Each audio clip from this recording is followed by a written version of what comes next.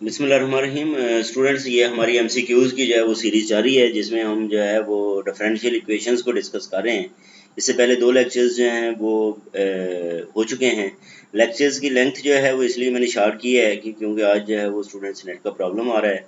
बहरहाल ये हमारे पास जो है वो नेक्स्ट है, ये क्वेश्चन नंबर 25 उसमें भी डिस्कस हो चुका है। दोबारा जो है वो चले डिस्कस कर लेते हैं कि 25 में क्या था कि the differential equation subject to the condition, ये इसके अंदर ये कंडीशन दी गई है। अगर आप दोनों कंडीशंस को देखो, दो कंडीशंस क्यों दी गई हैं, पहले तो ये है, हमने यहाँ पे स्टूडेंट्स बात की थी कि अगर डिफरेंशियल इक्वेशन का आर्डर 2 होगा, अगर जो है वो डिफरेंशियल इक्वेशन का आर्डर क्या होगा, ये आर्डर जो है वो 2 है, तो इसको जब सॉल्व करेंगे तो कितने कांस्टेंट्स आएंगे, दो कांस्टेंट्स आएंगे।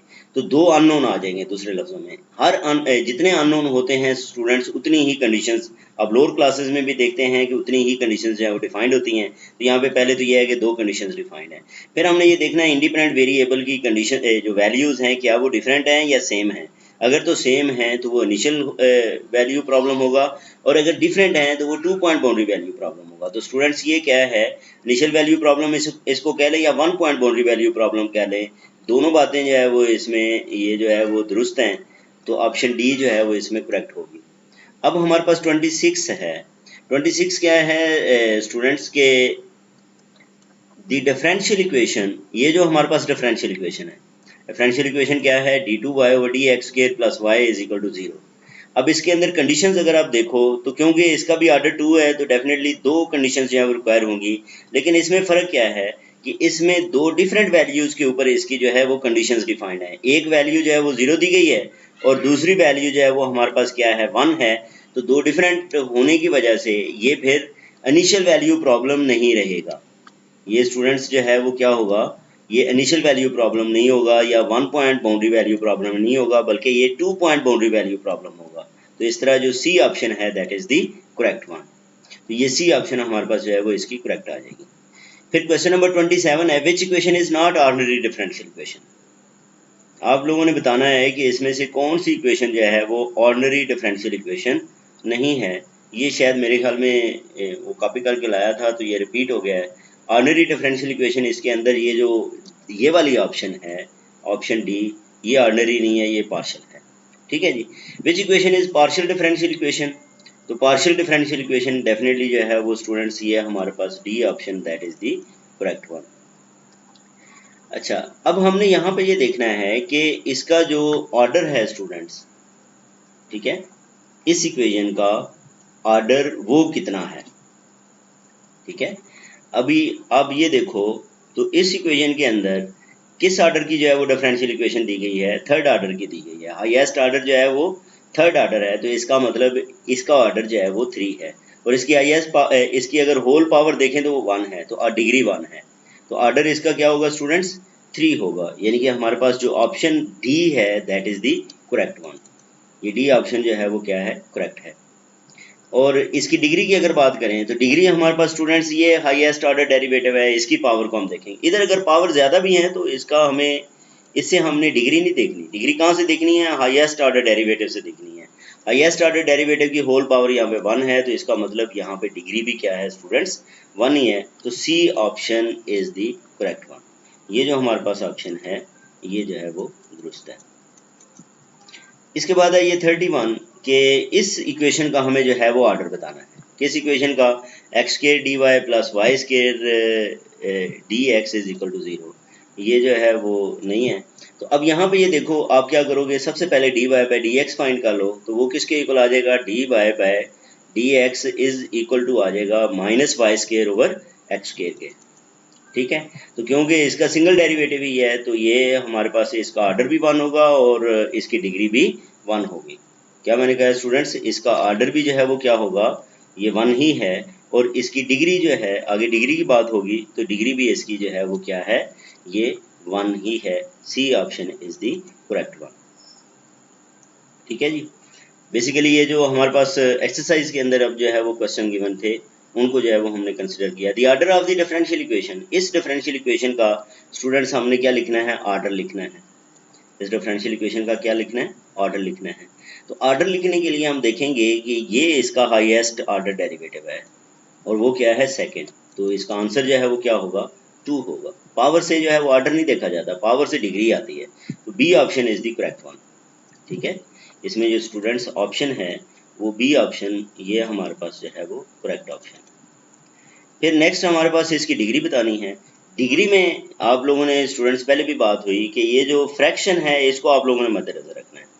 फ्रैक्शन को पहले ख़त्म करना है। कैसे फ्रैक्शन ख़त्म होगी? दोनों तरफ अगर पावर 2 ले लें, जब हम दोनों तरफ पावर 2 लेते हैं तो ये 2 से मल्टीप्लाई होकर जो है वो क्या हो जाएगा? 4 हो जाएगा। ठीक है, 2 से क्या हो जाएगा? मल्टीप्लाई होके 4 हो जाएगा। तो अब इस डेरिवेटिव की डिग्री तो जो है वो क्या है? इसकी जो 4 है पावर, लेकिन हमें डिग्री कहाँ से लिखनी है? सेकंड डेरिवेटिव से। और सेकंड डेरिवेटिव में इधर पावर क्या होगी? इसकी IS पावर 3 होगी। तो इसकी जो डिग्री है स्टूडेंट्स वो 3 है।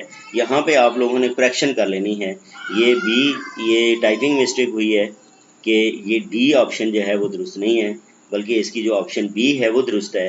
क्यों दुरुस्त है? क्योंकि जो हम डिग्री देखते हैं वो हाईएस्ट ऑर्डर डेरिवेटिव के ऊपर जो पावर होती है उसको देखते हैं, और इसमें हाईएस्ट पावर के ऊपर जो है, और यही स्टूडेंट्स यहाँ पे कन्फ्यूजन होती है। इसलिए आप लोगों ने जिस क्वेश्चन के अंदर फ्रैक्शन दी गई होगी, सबसे पहला काम आप लोगों ने क्या करना है? उस फ्रैक्शन को ख़त्म करना है। अब 35 है the order of the differential equation. इस डिफरेंशियल इक्वेशन का ऑर्डर देखें स्टूडेंट्स, तो हाईएस्ट ऑर्डर डेरिवेटिव हमारे पास जो है वो सेकंड है। इसका मतलब इसका ऑर्डर जो है वो क्या होगा?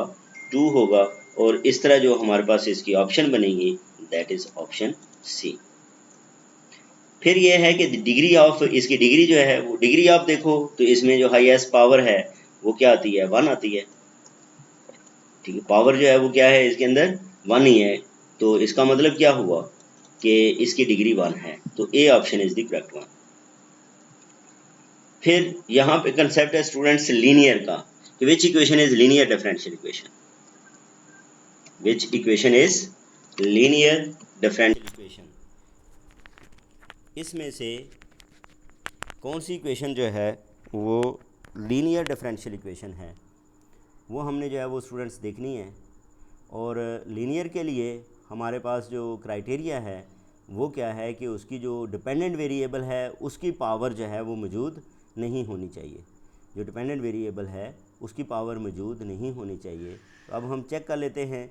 इसमें ये देखें स्टूडेंट्स, ये हमारे पास लीनियर ही है क्योंकि इसमें कोई भी मल्टीप्लिकेशन नहीं आ रही। ऑर्डर बेशक इसका डेरिवेटिव का ज़्यादा है, लेकिन इसमें डिपेंडेंट वेरिएबल ना तो मल्टीप्लाई हो रहा है, ना उसकी पावर आ रही है, ना कोई ट्रांसेंडेंटल फंक्शन है। लेकिन ये जो है ये इक्वेशन हमारे पास ये नॉन लीनियर है क्योंकि इसका स्क्वायर आ गया। ये इक्वेशन हमारे पास जो है वो स्टूडेंट्स क्या है? ये इसमें वाई स्क्वायर आ गया। वाई स्क्वायर अगर ना होता तो ये लीनियर थी, तो इसलिए ये नॉन लीनियर है। और ये स्टूडेंट्स ये देखो, ये u डिपेंडेंट वेरिएबल है और इधर भी u डिपेंडेंट वेरिएबल है, तो ये मल्टीप्लाई हो गया, इसलिए ये नॉन लीनियर है। तो फिर हमारे पास लीनियर इक्वेशन जो है वो क्या आती है? ए ही आ जाएगी। फिर विच equation is non linear equation? इसमें से कौन सी इक्वेशन नॉन लीनियर इक्वेशन है? तो इससे पहले स्टूडेंट्स ये डिस्कस हो गई कि ये जो है ये भी इक्वेशन नॉन लीनियर है। उसकी वजह यह है कि ये u जो है वो इस पार्शियल डेरिवेटिव से मल्टीप्लाई हो गया, तो डिपेंडेंट वेरिएबल डेरिवेटिव से मल्टीप्लाई नहीं होना चाहिए। फिर यह है कि इसका स्क्वायर मौजूद है तो ये नॉन लीनियर है, और इधर वाई स्क्वायर मौजूद है तो ये नॉन लीनियर है। इसका मतलब जो ऑप्शन डी है that is the correct one. Option D इसके अंदर जो है वो करेक्ट है। फिर ये स्टूडेंट्स हमारे पास 39 है कि हमारे पास y is equal to x plus 3 raise to power x is the solution of the differential equation. अच्छा, यहाँ पे एक स्टूडेंट्स बहुत ही इंपॉर्टेंट बात वो ये है कि कभी भी आपने इक्वेशन को सॉल्व नहीं करना, क्योंकि ये MCQs हैं। तो आपने बेसिकली उस सॉल्यूशन को चेक करना है किसके अंदर? उसके अंदर पुट करके आप उसका डेरिवेटिव ले लें और डेरिवेटिव लेके उसके अंदर पुट करें। सेटिस्फाई करता है तो वो उसका सॉल्यूशन है, सेटिस्फाई नहीं करता तो वो उसका सॉल्यूशन नहीं है।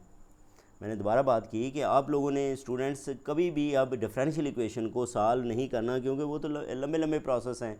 आप लोगों ने करना क्या है कि इस सॉल्यूशन को जो है वो आप डेफिनेटली चेक करना चाहते हैं कि क्या y जो है वो इस डिफरेंशियल इक्वेशन का सॉल्यूशन है, तो आप क्या करोगे, इस y का derivative with respect to x जो है वो फाइंड करोगे, जो आंसर आएगा इसमें पुट करें।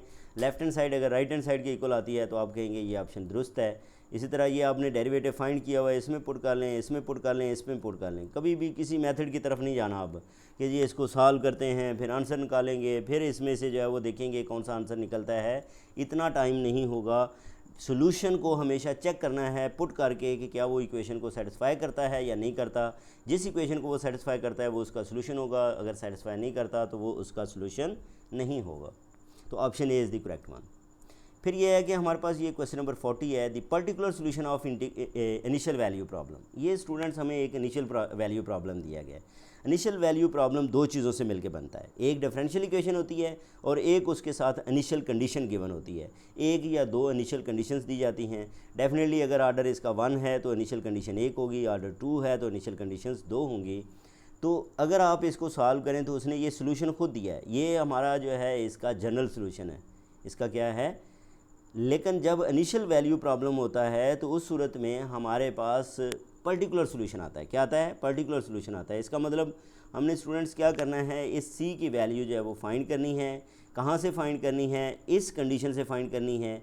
इस कंडीशन को पहले ये देख लेते हैं कि y और इधर जो 3 लिखा हुआ है y3 इज़ इक्वल टू 0 का मतलब क्या है। इसका मतलब स्टूडेंट्स ये है कि जब आपके पास x की वैल्यू 3 होगी, जब आपके पास x की वैल्यू क्या होगी 3, तो y आप लोगों के पास जो है वो किसके इक्वल आएगा, y आप लोगों के पास किसके इक्वल आएगा, 6 के इक्वल। तो आपने क्या करना है, x की जगह पे 3 पुट करना है और y की जगह पे 6 पुट करना है। इसके अंदर जो c की वैल्यू आए वो आपने रिप्लेस कर देनी है, तो वो आपके पास आ जाएगी c² इज इक्वल टू 25। तो b option is the correct one. इसमें b ऑप्शन जो है वो क्या है, वो करेक्ट है। फिर स्टूडेंट्स ये the particular solution of the initial value problem, ये हमारे पास एक जो है वो इनिशियल वैल्यू प्रॉब्लम है। ठीक है, इनिशियल वैल्यू प्रॉब्लम में स्टूडेंट्स मैंने कहा दो चीज़ें होती हैं, एक डिफरेंशियल इक्वेशन होती है और एक या दो इनिशियल कंडीशन गिवन होती हैं। ये हमें इनिशियल कंडीशन दी गई हैं और इसके लिए हमें उसने ये डिफ़ाइन कर दिया कि ये इसका जो है वो जनरल सोल्यूशन है। तो हमने इस कंडीशन को अप्लाई करके हमने क्या करना है, इस कंडीशन को अप्लाई करके सी की वैल्यू फाइंड कर लेनी है। अब यहाँ पे हम करेंगे क्या, x को 1 पुट करेंगे, y को 2 पुट करेंगे। इसके अंदर पुट करने के बाद हमारे पास किसकी वैल्यू आ जाएगी, इस कांस्टेंट की वैल्यू आ जाएगी। कांस्टेंट की वैल्यू जो है इसके अंदर पुट करोगे तो जो भी इसका आंसर बनता है, यानी कि c इसका आंसर जो है वो बनता है, c हमारे पास जो है वो 1 के इक्वल आता है। तो इस तरह जो है c option is the correct one. ठीक है जी, c ऑप्शन जो है वो क्या है, इसकी करेक्ट है। फिर ये स्टूडेंट्स 42 है, इसके अंदर ये देखें अब उसने ऑर्डर चेंज कर दिया है। डिफरेंशियल इक्वेशन का ऑर्डर जो है वो अब चेंज हो गया है। कितने ऑर्डर की डिफरेंशियल इक्वेशन है, सेकंड ऑर्डर की डिफरेंशियल इक्वेशन है। तो इनिशियल कंडीशंस भी अब दो होंगी, एक ये है और एक डेरिवेटिव के ऊपर है, और कांस्टेंट्स भी अब यहाँ पे ये देखो दो हैं। तो डेफिनेटली एक कंडीशन से एक इक्वेशन आएगी, दूसरी कंडीशन से दूसरी इक्वेशन आएगी। दो इक्वेशंस को आपस में सॉल्व करोगे तो अब आपके पास a और b की वैल्यूज़ आएगी। उन a और b की वैल्यूज़ को आप लोगों ने क्या करना है, इस इक्वेशन के अंदर रिप्लेस करना है। जब रिप्लेस करोगे तो आपके पास जो आंसर आएगा स्टूडेंट्स वो a है, that is the correct one. ये हमारे पास जो है वो इसका करेक्ट आंसर है। फिर ये 43 है, ये डिफरेंशियल इक्वेशन है और इसका हम लिखना चाहते हैं जनरल सोल्यूशन। जनरल सोल्यूशन वो होता है स्टूडेंट जिसके अंदर कांस्टेंट मौजूद हो। अगर कांस्टेंट की वैल्यू हम इनिशियल कंडीशन अप्लाई करके फाइंड कर लें तो वो पर्टिकुलर सोल्यूशन बन जाता है। तो इस तरह हमने क्या करना है, इसका जनरल सोल्यूशन फाइंड करना है। जब अब आप लोगों ने ये नहीं करना शुरू कर देना कि जी ये इक्वेशन क्या है, ये सेपरेबल वेरिएबल इक्वेशन है, इंटीग्रेट करें, सॉल्व करें, फिर आपके पास आंसर आ जाएगा। आपने सिंपली क्या करना है, इस इक्वेशन का डेरिवेटिव लें और चेक करें कि क्या इसका डेरिवेटिव ये बनता है, इसका डेरिवेटिव लें और चेक करें ये बनता है। जिसका भी डेरिवेटिव बन गया वो इसका आंसर है। और इस तरह जो हमारे पास बी ऑप्शन है, that is the correct one. तो डिफरेंशियल इक्वेशन के लिए आप लोगों ने ये याद रखना है, क्या याद रखना है, डिफरेंशियल इक्वेशन के लिए याद रखना है कि आपने डेरिवेटिव से उस इक्वेशन की तरफ जाना है, इक्वेशन से आपने डेरिवेटिव उसके सोल्यूशन की तरफ नहीं आना। ये हमारे पास डिफरेंशियल इक्वेशन है, इसका जनरल सोल्यूशन। तो आप क्या करें, सिंपली जो है वो इसमें इसका डेरिवेटिव फाइंड करो, इसका डेरिवेटिव फाइंड करो, इसका डेरिवेटिव फाइंड करो, इसका डेरिवेटिव ये तीनों का डेरिवेटिव फाइंड करें तो आप देखेंगे किसी एक का ये वाला डेरिवेटिव बन जाएगा। या इधर वैल्यू पुट करें तो लेफ्ट हैंड साइड जो है वो किसके इक्वल आ जाएगी, राइट हैंड साइड के इक्वल आ जाएगी। तो वो वैल्यू बेसिकली इस डिफरेंशियल इक्वेशन को सेटिस्फाई करती है, जो सेटिस्फाई करे वो उसका क्या होता है, सोल्यूशन होता है। तो B option that is the correct one. इसमें जो स्टूडेंट्स बी ऑप्शन है वो हमारे पास करेक्ट ऑप्शन है। फिर ये 45 है, which differential equation is not separable. ये जो स्पेलिंग है स्टूडेंट्स, इसको सेपरेबल आप लोगों ने कर लेना है। क्या कर लेना है, सेपरेबल। कौन सी इक्वेशन जो है वो सेपरेबल नहीं है। तो इसमें ये देखें स्टूडेंट्स, इसमें आप एक्स और वाई को जो है वो सारे वाई लेफ़्ट साइड पे और सारे एक्स राइट साइड पे नहीं कर सकते। तो ये आपके पास जो है वो सेपरेबल नहीं है। बाकी इसमें आप कर सकते हैं, इसमें भी कर सकते हैं। तो पहली दो ऑप्शन जो हैं ये सेपरेबल हैं और ये सेपरेबल नहीं है। तो इस तरह हमारे पास C option that is the correct one. फिर स्टूडेंट्स ये हमारे पास 46 है। 46 क्या है कि D Y by D X किसके इक्वल है, Y square sine X is equal to zero. ठीक है, इसका जो जनरल सोल्यूशन है वो आप लोगों ने जो है वो क्या करना है, फाइंड करना है। जनरल सोल्यूशन जब जो है वो इसका फाइंड किया तो वो आप जो है वो देख लोगे इसका जनरल सोल्यूशन जो है वो क्या बनता है। यहाँ पे बहरहाल इसकी ऑप्शन जो है वो बी है। तो आप क्या करें, इसका डेरिवेटिव लें। तो डेरिवेटिव को आप इधर पुट करोगे तो आप देखोगे, सिंप्लीफाई करोगे तो 0 इज़ इक्वल टू 0 आ जाएगा। फिर 47 है, the differential equation has the general solution. इस डिफरेंशियल इक्वेशन का क्या जनरल सोल्यूशन बनता है। इसमें भी आप क्या करें स्टूडेंट्स, इसको पहले लिख लें d Y by D x. इस इक्वेशन को क्या लिख लें, d Y by D x. ये स्टूडेंट्स सी एस सी, ये कोसेकेंड को रिप्रेजेंट करता है। ये स्टैंडर्ड यही है। हम तो वैसे सी ओ एस सी लिखते हैं, लेकिन जो स्टैंडर्ड है इसके लिए सी एस सी है, कोसेकेंड इसका मतलब है। तो आप पहले क्या करें, इससे d Y by D x find करें और फिर इनका डेरिवेटिव्स ले लें और देखें जो है वो कौन सी इक्वेशन जो है वो क्या करती है, इसको सेटिस्फाई करती है डेरिवेटिव लेने से। और ये करेक्ट ऑप्शन है दैट इज़ ए। 48 भी जो है वो हमारे पास ये डिफरेंशियल इक्वेशन है। अब आपने ये बताना है कि क्या ये सेपरेबल है। अब ये देखो एक्स और वाई इसके अंदर स्टूडेंट्स मिक्स हैं, तो ये सेपरेबल नहीं है। इसको आप एक्स और वाई को अलग-अलग नहीं कर सकते, तो ये ऑप्शन दुरुस्त नहीं है। फिर यह है कि क्या ये नॉन होमोजीनियस है। नॉन होमोजीनियस भी नहीं है, होमोजीनियस है। उसकी वजह ये है कि इसकी जो डिग्री है ये दोनों की वो 1 1 है। अगर हर टर्म की डिग्री सेम हो तो उसको आप लोगों ने क्या कहना है, ये होमोजीनियस है। ठीक है, तो फिर जो सी ऑप्शन है that is the correct one, that is the homogeneous. तो सी इसकी ऑप्शन जो है वो दुरुस्त हो जाएगी। फिर ये हमारे पास स्टूडेंट्स डिफरेंशियल इक्वेशन है। इस डिफरेंशियल इक्वेशन में ये देखें, इसकी डिग्री 1 है, इसकी भी डिग्री 1 है, लेकिन 3 की डिग्री 0 है, इधर 7 की डिग्री 0 है। इसका मतलब हर टर्म की डिग्री सेम नहीं है। तो ये क्या हो जाएगी, नॉन होमोजीनियस हो जाएगी।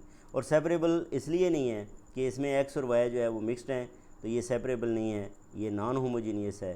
तो इस तरह B option that is the correct one. फिर 50 है स्टूडेंट्स के homogeneous differential equation can be transformed into separable by putting. तो यहाँ से स्टूडेंट्स आगे हम जो नेक्स्ट MCQs हैं वो मैं अगली वीडियो में जो है वो डिस्कस करूँगा। जैसे मैंने कहा कि आज मुझे जो है 9th के जो MCQs को कंप्लीट करना है, और वो कंप्लीट इसी तरह हो सकते हैं क्योंकि फ़ाइल बड़ी है तो वो नेट जो है वो स्लो होने की वजह से मैं इकट्ठी फ़ाइल को अपलोड नहीं कर रहा, इसको पीसेस में कन्वर्ट कर रहा हूँ। अपना ख्याल रखें, अल्लाह हाफिज़।